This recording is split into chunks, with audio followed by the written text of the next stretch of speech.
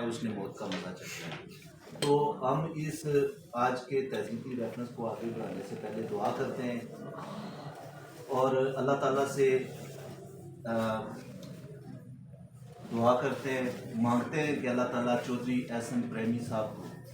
جنت الفردوس میں جگہ عطا فرمائے۔ انسان اور بشر ہونے کے ناطے اس دنیا میں جو ان سے لغزش، کمی، کوتاہی، چھوٹا بڑا کوئی گناہ سرزد ہوا ہے، اللہ اپنی رحمت کے صدقے، رب ہونے کے صدقے، غفور الرحیم ہونے کے صدقے ان کی بخشش اور مغفرت کرے اور ان سے درگزر کرے۔ یقیناً آج پریس کلب کی طرف سے ظاہر ہے یہ ایک تہذیبی ریفرنس کا ایک سلسلہ ہے، اس کے بعد بھی ان کی یاد میں مل بیٹھنے کا سلسلہ ختم نہیں ہوگا، بلکہ ہم انہیں یاد کرتے رہیں گے اور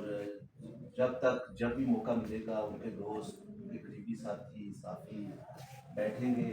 ان کا ذکر کریں گے، ان کے اصالِ ثواب کے لیے دعا کریں گے۔ تو آج ہم جتنے دوست یہاں پہ جمع ہوئے ہیں یقیناً سب کے ساتھ ان کی ایک وابستگی ہے اور سارے بات بھی کرنا چاہیں گے۔ تو میں مختصراً پہلے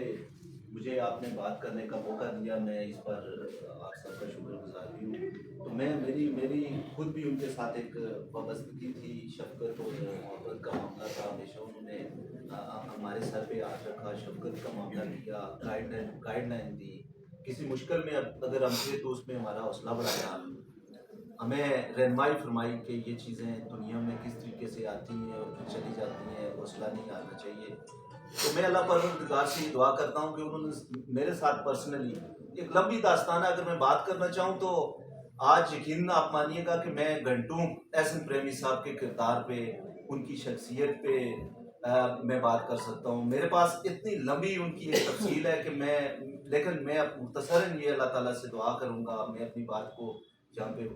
مختصر کرتے ہوئے باقی آپ کو موقع دوں گا